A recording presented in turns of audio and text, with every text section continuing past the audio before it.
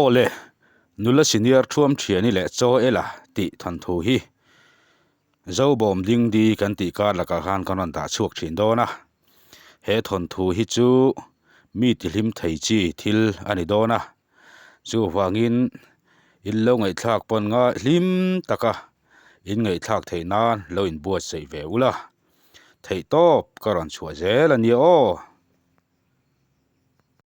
nula senior thuam thiani le cho ela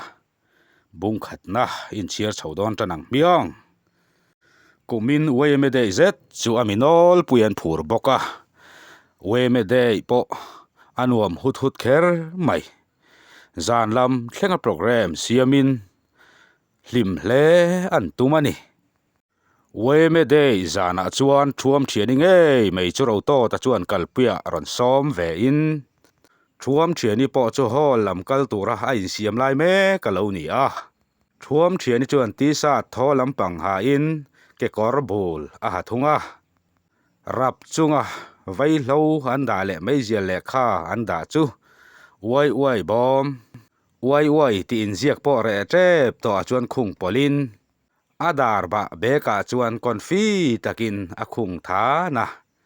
rau to ta po me lem lo chuan kalila rau to an ron ti thua ya hol lampana in zui chuak dunin thimla yan thlen chuan rau to ta chuan nula hruai ve ta chu a hnu te khoi sak ngei tum chuan a om bor chu avadap sak da ruka thuam thiani chuan mai zial fop eng putin rau to kazak mulkha in zut khoi at le ange o ti in mai zial chu apak eng le put thina man deuh khan rau to ta hian thuam thiani hi vai khat a hnu te khoi sak to in a om bor adap fe nuwa po chuan abra chunga chuan sa da fun lian zet le noal sunflower ti in ziak ngei mei chu abra chunga hian alo da kop chu ni in ro to ta hian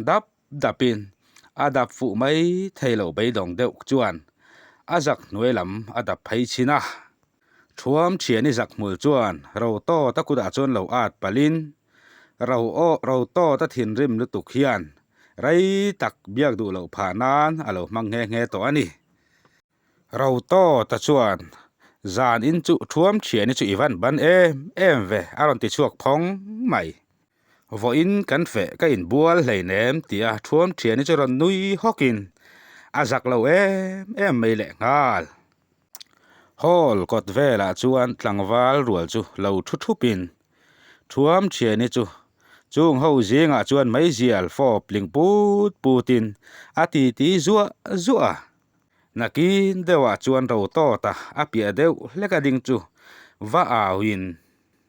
ro to tikhan min lo ngak lok ro o hol thanga hian kan in thiar lokange o ti in karai lawang ti zui le in hol kiang lok nim kar chu apan zui ngala ro to ta po chuan reisu o ron ti lungin tu ma za pa an vanei lo tak em chung valual thup mai te po chuan ngaya nei vek to in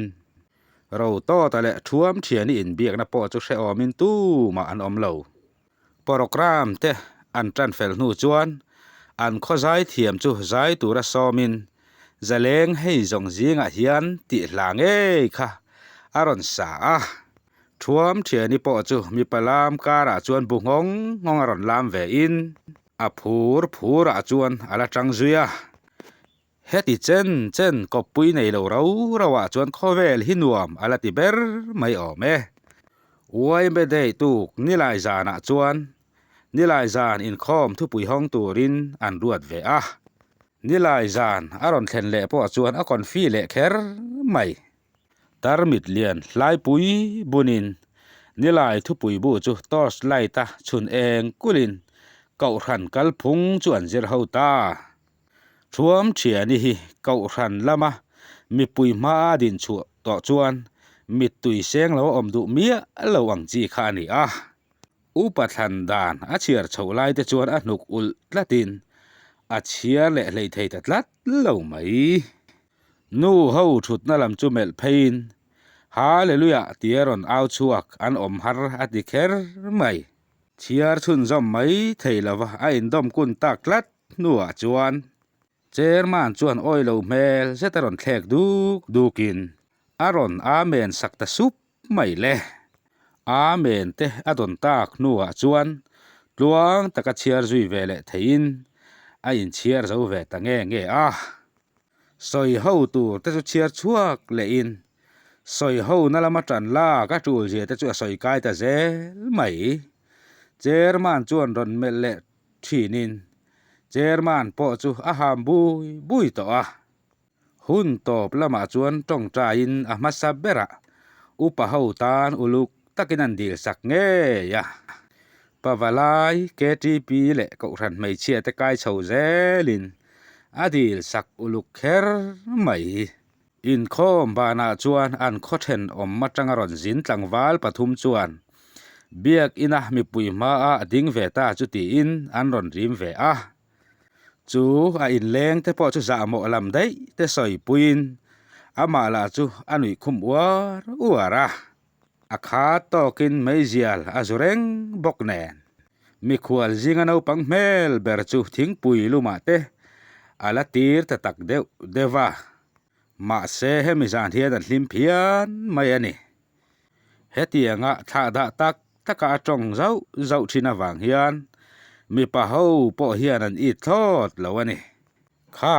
achang tu nu ber tur thuam chiani ron in lan khat na chuni ta sela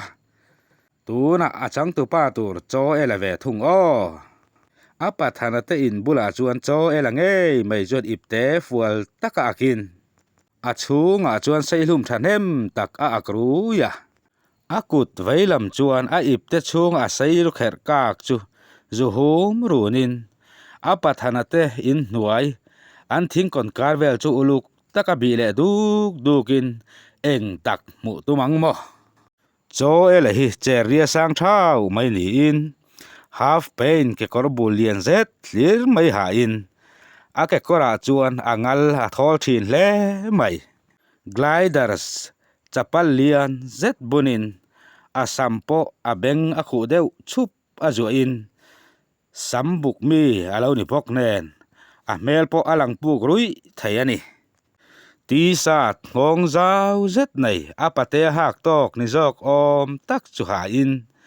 ati sat ma ipte a chuan ganza polythene a phun chu polythene khaina ipte tlanga lor tut chuan a akru na a beng ding lama chuan a ganza juk bang chu beng ze tutin ganza azuk na sat ma wang chuan a sambuk zet po chu a khoro thin hle mai cho ela hi kong chho toy te a kal po hian a chau thei em mai ani tun trum chu a chang tu pa tur hi alak tlak lo riau donin alanga tle ma a tran ve deuh chu ngai don ani hi a ipte chunga a seilum chu a kuta zu thai let le thinin in hnuailam chu a bi le thina nakin dewa chuan kavan tlo takti na nui suka thing tuai putura akal don khan chem aken thei ngila enge a thei ngil a hre mai lo khan in hnuai kha lo bi alo ni a an in lam panakir le vutin an ida thlen chuan chawel choi kang lu in cho chu a ei ngeka a chem thei ngil po la le ta chuang lo chuan ram lam pan bok chuan a pen chuak le ta an khomor top mong zar du maya chuan sawa lo chiar nakin mong chu alo ra sen tuar mai bok nen mong ku nga chuan phur zetalon in sawa chu a chang ta zoka a sai hlum pop a per zo don ruai to ti a chuan tek om trial per thlavin phur takin a chuk zui soka chu a sava per thak chu a mul potin mai chem luin aro a thil beng ze chu tran kain a pum mom ta thak mai nui varin hang tui a ti kher mai ni le nga chulai hmuna chon hun mangin ni tlak don suara chuan a ho nuka ni khat chu cho elanu chu ang hlakin in bual ve thin te imut bu hi su ka hau tak thin mai ati laka cho la chu an thu thleng fitli le ka saya chuan kelam lor zu amu in a ching duara anu tan chuan ui hau rep ang vel ni in alang cho hi anu nen cho khosa ni in anu hian a hmangei na duat em maya ate te tangin na tho te phal lovin cho po hian na tho na chang a hrelo ni lovin a tho than lo awang zokin a thok lo mai ani ni lai ni aron her chu le chuan pumo te in nuya kat deng le lai to in cho po hian rin ai dein a nem ve dai mai point ziak tu ai chuan an point mu za chu lo chin chia chiang zokin midang point an bel sual ta chu lo soi chat zelin helama ero a thuak a thafal nal thung he cho chan chin kan chiar hian in kho chunga mi tu man mi thla lo nei su o a thalo wania in rin ni tlai a lo her chua meu chuan tui khur lama in bual tur chuan a chuak ve tange mai le a towel a var ti po hriat to manglova ukhur to chu a ngonga orin an plastic bucket te chu lukhumin tui khur lampan chuan a liam ve ta luk mai le tui khur a zuk thlen chuan a mai te phi borin nuam a tinge mai a chapal te po chu fai zeta sil fai in mi an lo kalem tia hoi kol ruain a ke kor po chu phel atum ve ta ma se thil ngai tu ale vungin in bual chu ni thei nganga hrelovin a ki kor a khup thleng dona a hli thlak to po chu choi chho le in bual lo bok chuan a hole tange nge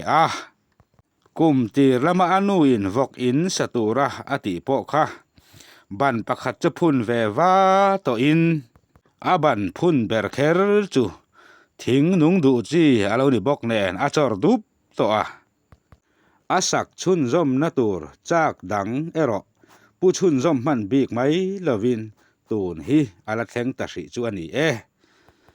nu sam tho hun aron her chu meu chuan anu in nikhat chu lawa hruai ve in anu thlam sak ve chunga chuan a mu zu